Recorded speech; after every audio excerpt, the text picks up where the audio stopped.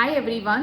So today's topic I'm going to cover is about emotional eating. So many of us, many a times in the day, we just feel like eating not because there's any physical hunger. Now, emotional eating is a habit which is eating food in response to a certain emotion, not because we are physically hungry. So this happens basically when you want to cope with certain emotions. For example, you're stressed out, there is boredom, there's some kind of sadness, anxiety. So you're trying to distract yourself from uncomfortable emotions and trying to seek this comfort or relief from food. So in simple terms, you're feeding your emotions, not your body. Now it is very important to distinguish between emotional eating and real hunger.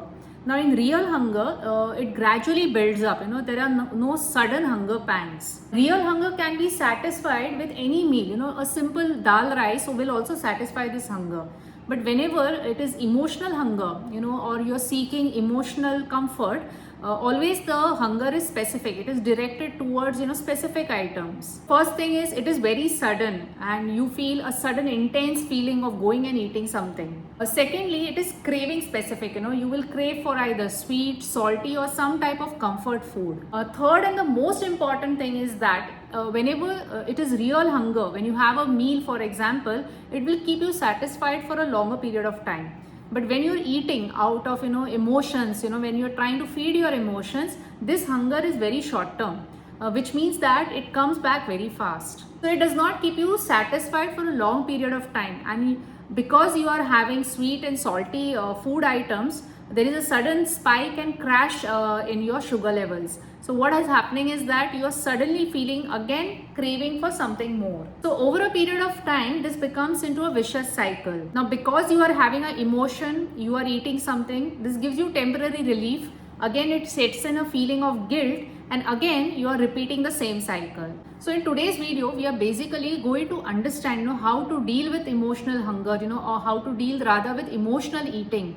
Because in my opinion, if you're trying to lose weight and you're able to master your emotional satiety, then it goes a long way, not only to lose weight but also keep the weight off permanently. So do watch the video till the end, because mastering your emotional satiety will go a long way in your weight loss journey.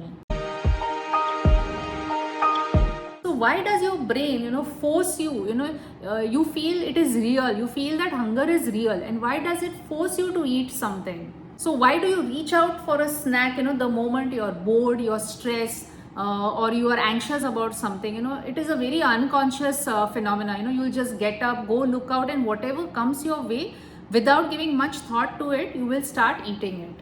So first thing you have to understand, it is not that you do not have willpower, rather it is a neurobiological reflex. For example, you're driving a car and a dog passes by, a stray dog passes by, immediately you will apply brakes.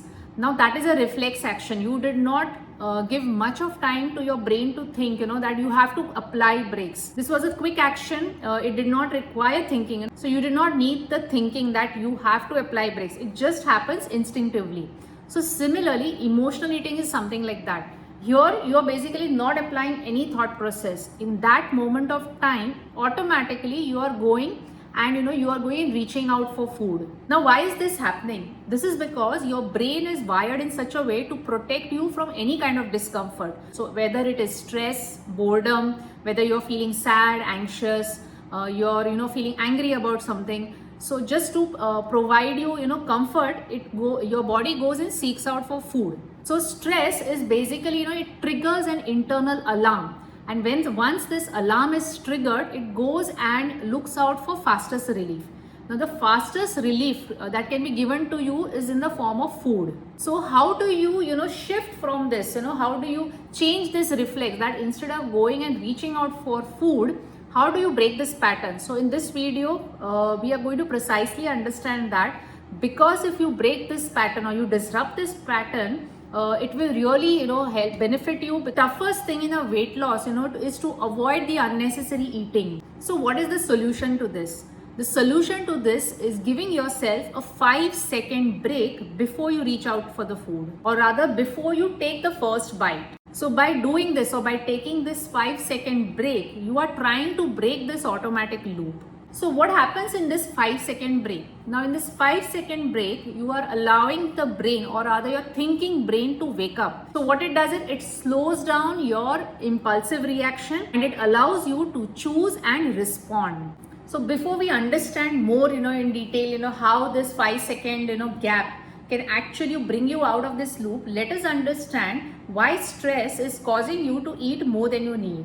In fact, stress is one of the biggest reason, that why we are constantly snacking throughout the day or constantly grazing throughout the day. Now today, every person is continuously scrolling, we are multitasking, we are working under pressure, and all the time we are mentally overstimulated. Because we are stressed out continuously, there is all the time low chronic stress inside our body. Now, because of this stress, there are spurts of cortisol hormone which are released inside your body. Now, because of the constant presence of cortisol inside your body, brain interprets this that you need quick energy and comfort. It tries you to remove out of that discomfort zone. So what it does is it pushes you towards, snacking. It pushes you to eating salty, sweet and comfort foods. Now this is happening not because you're hungry, because you're overstimulated and under recovered.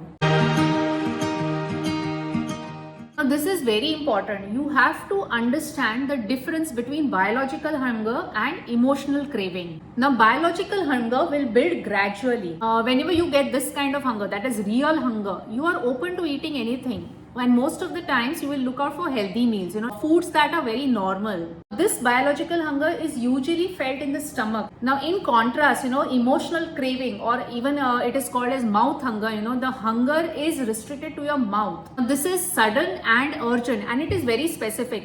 You will have cravings for specific foods, maybe like chocolates, ice creams, chips, something that is sweet or salty. Most of the times it is one of these two. This hunger, unlike biological hunger, it is felt inside your mouth and not inside your stomach. Now every time you feel hungry, observe yourself. You will observe that this hunger usually comes when you are bored, you are stressed, there is anxiety. Emotional hunger mostly comes from emotions like stress, anxiety. Now very important to distinguish between both these type of hungers. Now if it feels urgent and specific, remember, if it feels urgent, you feel immediately you need to have something, then it is an emotional craving, it is emotional hunger.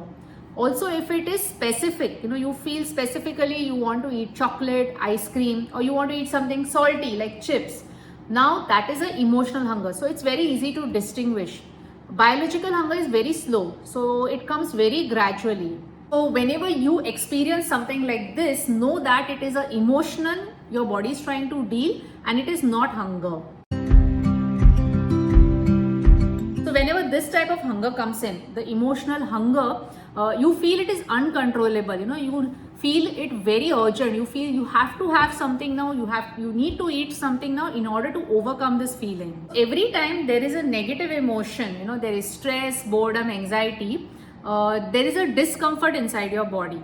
Now the brain starts reading this signal and it wants you to give immediate comfort. So what does the brain remember? Last time when I had food, when I had this kind of a feeling and I had food, it made me feel better. So you go and reach out for the food, and the hormone dopamine sets in. Now once dopamine comes in inside your body, you start feeling good, and it gives you temporary relief. So now the brain stores this pattern. So it has now what it has registered in your brain, that every time you experience an emotion like this, and if you have food, you will feel good. So what does it do? It sets you on an autopilot. So the next time when you start feeling this kind of emotion, instead of going and thinking, it will directly put you into action. So without putting much thought into this, you will just go and reach out for food. So now your brain is bypassing the logical brain. It is not allowing you to think, and it is directly putting you into action. So now there is no conscious decision, and most of the times we regret later, that is after we have eaten, that we shouldn't have eaten this. So logically we are not allowed to think at that given moment, and the moment this phase of eating passes by, we start feeling guilty. So what is emotional satiety? Now whenever a hunger of this type sets in, what your body or your brain is trying to do is to give you emotional relief. Now, but most of us, what do? We are filling up our stomach, we are just stuffing ourselves. But what actually needs to be done is to soothe that feeling, or it is to overcome that emotion which is bothering you. What does emotional satiety mean? Emotional satiety means feeding the emotion instead of feeding the stomach, or rather numbing your senses, or you're numbing your emotions by using food as a tool. So this 5-second pause thing, now here comes in the strategy. So every time you feel this, sudden or urgent, food specific hunger setting in, pause for 5 seconds. So when you pause for those 5 seconds, ask yourself these questions. Am I stressed? Am I bored? Am I tired? Do I need a break or I need a snack? Now just taking those 5 seconds, you're actually putting and asking yourself these questions, you're actually putting your logical brain to think. Now when you're emotionally hungry, try to figure out every time, try to distinguish whether this is biological, whether this is emotional. Food is one way which provides you relief. Now in food also, basically sugar gives you this instant comfort, so it distracts you temporarily and it gives a feeling of relief. But in reality, the stress, the emotions are still there. So what happens? The craving comes back, and this time it comes back stronger. So know that food will just numb your senses, the emotion is still there. And if you don't work on that emotion, emotional eating will keep on happening. So food is not a solution, to feed your emotions. So you have to design practical ways to provide yourself relief from those emotions. For example, if you are bored, you need to find ways for yourself to get entertained. And by entertainment, I mean things that you really like to do. Pursuing some kind of hobbies, taking a break from your daily schedule, talking to someone, talking to family members, talking to your friends, things which can provide you emotional relief. So stepping away from the screen. In fact, the scrolling is one of the primary reasons, why we are always overstimulated and emotionally charged. Now initially when you start to do this may not work because you are so much on autopilot that you will keep repeating this behavior. So it's all about practice. Every time you are caught up in a situation like this, take a 5-second break. After even you take the first 5-second break and still you feel that you must eat something, take one bite. Now during that one bite, or during that first bite, notice the taste, texture of the food that you're eating and how is it making you feel. Now by doing this process, by just remaining for some time with the first bite, first of all, it slows down your dopamine rush. Secondly, it will reconnect you to true satisfaction. And sometimes, most of the times, you logically start thinking that you really don't need to eat this. So sometimes that one bite also is enough and helps you to stop at the right time. So know that this is not about restricting, depriving yourself.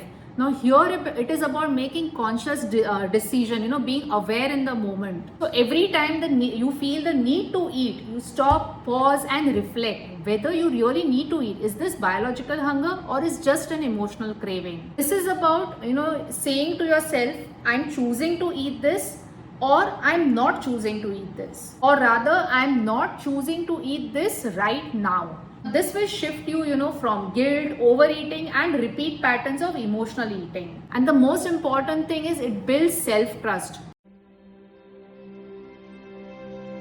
So the next time, you are offered something at the party or you are in the office and there are snacks coming in, pause for 5 seconds. Another effective strategy is to delay this eating for another 10 minutes. So the time you feel like eating, somebody offers you something, just say, I will have it after 10 minutes. Now here you are giving in more flexibility to yourself, right? Rather than outrightly denying yourself, you are telling your body that I will be eating this, but after 10 minutes.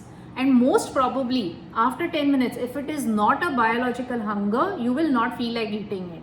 So here you are saving yourself from food accidents. Having said this, you should have coping mechanisms, to cope up with your emotions. So emotions won't be the same every time. There will be times when you'll be bored, tired, you'll be stressed out.